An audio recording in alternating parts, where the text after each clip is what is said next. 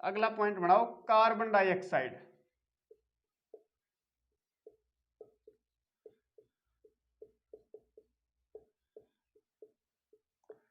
Carbon dioxide CO2। ठीक है दोस्तों, ये क्या है, ये गैस बहुत भारी गैस है। ये हमारे वायुमंडल में कितना परसेंट पाई जाती है, 0.03%। पहले बात तो ये है। ठीक है, ये गैस एक भारी गैस है, यह गैस एक भारी गैस है। ठीक है, इसलिए यह सबसे निचली परत पे पाई जाती है। इसलिए यह कहां पाई जाती है, पृथ्वी के सबसे निचली परत पर, भारी होने के कारण। दोस्तों ये कहां पाई जाती है, पृथ्वी के सबसे निचली परत पे पाई जाती है। यह एक भारी गैस है। और क्या काम आती है, यह कांच घर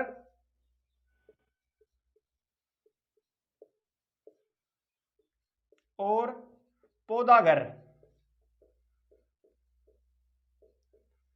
पौधा घर के लिए बहुत उपयोगी है। कार्बन डाइऑक्साइड हमारे वायुमंडल में कितना परसेंट पाई जाती है, 0.03%। यह गैस एक बहुत भारी गैस है जो पृथ्वी के कहां पाई जाती है, सबसे निचली परत में पाई जाती है। यह गैस हमारे कांच घर और पौधा घर के लिए बहुत उपयोगी है। ठीक है दोस्तों, इसके बाद में पॉइंट बनाओ ओजोन गैस। नोट कर लिया, तो इसके बाद पॉइंट बनाओ ओजोन गैस। ठीक है,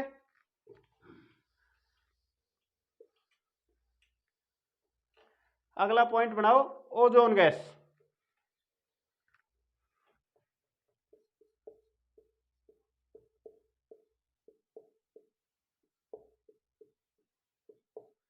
ओजोन गैस ऑक्सीजन का ही रूप है। ओजोन गैस क्या है, ऑक्सीजन गैस का ही अपरूप है।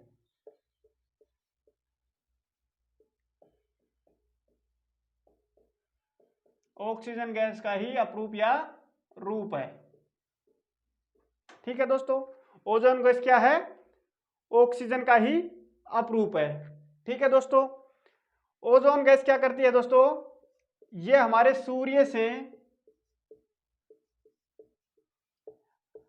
आने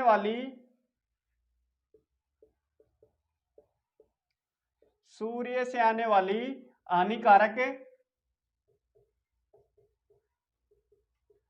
हानिकारक पैराबैंगनी विकिरणों को अवशोषित करती है। ओजोन परत क्या करती है हमारे दोस्तों, या ओजोन गैस का ही एक रूप है जो सूर्य से आने वाली हानिकारक पैराबैंगनी विकिरणों को अवशोषित करती है, जिससे हमारी पृथ्वी पर कम पहुंचती है पैराबैंगनी किरण। और पैराबैंगनी किरण हमारी क्या नुकसान करती है, कैंसर जैसी भयंकर बीमारियां उत्पन्न करती हैं। तो ये गैस हमारे लिए किस लिए आवश्यक है, ओजोन गैस या ओजोन परत। ठीक है दोस्तों, हानिकारक पैराबैंगनी विकिरणों को अवशोषित करती है। ठीक है, और अवशोषित करके ये वापसी उनको नीचे नहीं आने देती पृथ्वी पर, जिससे हमारे बहुत भयंकर बीमारियों से बचाव होता है। ठीक है दोस्तों, इसके बाद में क्या है, इस ओजोन गैस या ओजोन परत को किस में मापा जाता है, ओजोन परत को डाबसन इकाई में मापा जाता है दोस्तों, डाबसन इकाई में। ठीक है, ओजोन परत को किस में मापा जाता है, डाबसन इकाई में। ठीक है, पृथ्वी को आगे एक हेडिंग बना के लिखो, पृथ्वी के ताप को बनाए रखने के लिए एक पॉइंट बना लो इसी के नीचे, पृथ्वी के ताप को बनाए रखने के लिए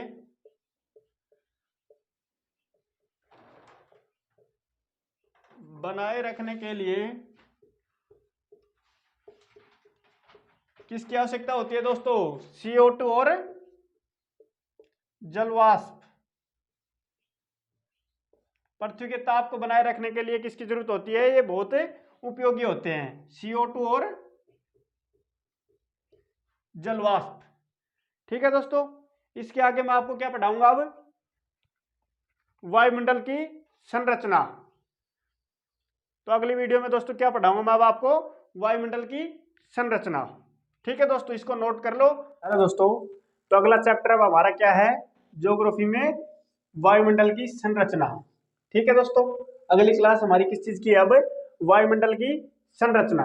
तो अब हम क्या पढ़ेंगे, वायुमंडल की संरचना। वायुमंडल हमने पिछली वाली क्लास में पढ़ ली, अब नेक्स्ट क्लास में हम पढ़ रहे हैं वायुमंडल की संरचना। तो नोट्स वो बनाओ, हेडिंग बनाओ, वायुमंडल की संरचना। वायुमंडल की संरचना में क्या है दोस्तों, अब बात ये आती है कि वायुमंडल की संरचना को किस हिसाब से बांटा गया है। तो इसमें बांटा गया है दोस्तों, लिखो वायुमंडल को 5 परतों में बांटा गया है। संरचना में क्या है, पॉइंट बना के लिखो, वायुमंडल को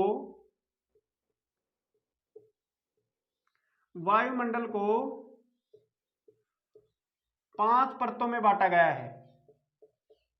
कितनी परतों में बांटा गया है दोस्तों, 5 परतों में। ठीक है, वायुमंडल को कितनी परतों में बांटा गया है, 5 परतों में बांटा गया है। वो कौन कौन सी परतें हैं दोस्तों, ये लिखो, बांटा गया है। नंबर 1 क्षोभ मंडल। नंबर 1 कौन सा मंडल है, क्षोभ मंडल। या परत मान लो या मंडल मान लो, एक ही बात है दोस्तों। ठीक है, वायुमंडल को कितने मंडलों में बांटा गया है, 5 में। या कितनी परतों में बांटा गया है, 5 में। तो एक ही बात है, पहला क्या है, क्षोभ मंडल। तो अब आपको मैं ऐसे कराता हूं, अलग अलग लिखवाने की बजाय पहले मैं क्षोभ मंडल के बारे में बता देता हूं। ठीक है, उसके बाद हम लेंगे समताप मंडल, फिर उसके आगे लेंगे हम मध्य मंडल, या फिर आयन मंडल और बाह्य मंडल। वो आपको सीरीज से लेंगे, पर पहले हम स्टार्ट करेंगे क्षोभ मंडल से। ठीक है, तो हेडिंग बनाओ क्षोभ मंडल। ठीक है, तो आप हेडिंग बनाओ क्षोभ मंडल और लिखो उसके अंदर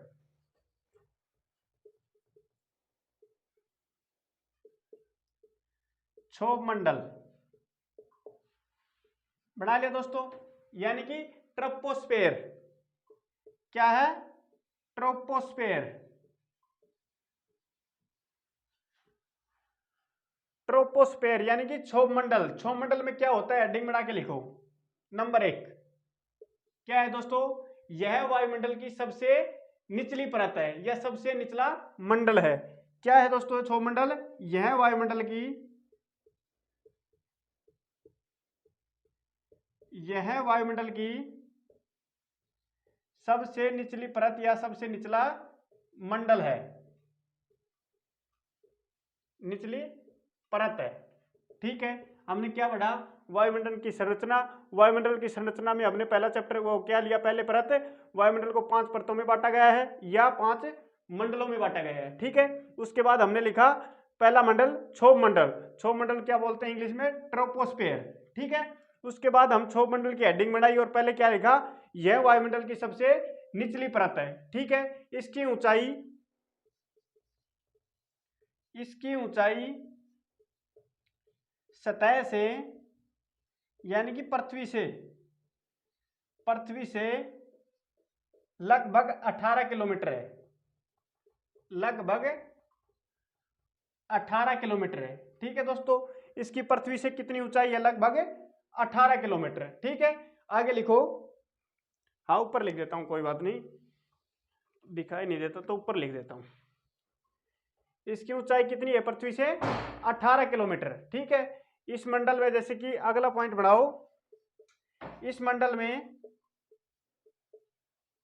तीसरा पॉइंट दोस्तों, पहला पॉइंट क्या बनाया था आपने, यह हमारी वायुमंडल की सबसे निचली परत है। ठीक है, बैठ जाओ दोस्तों। दूसरी परत में क्या बताया हमने, यह वायुमंडल में हमारी सतह से 18 किलोमीटर की दूरी तक है। ठीक है, तीसरी पे क्या बनाओ, इस मंडल में वायुमंडलीय घटनाएं या मौसमी घटनाएं, इस मंडल में वायुमंडलीय घटनाएं या मौसमी घटनाएं, जैसे जैसे कि आंधी, तूफान, वर्षा आदि, ये सब घटनाएं किस मंडल में होती हैं?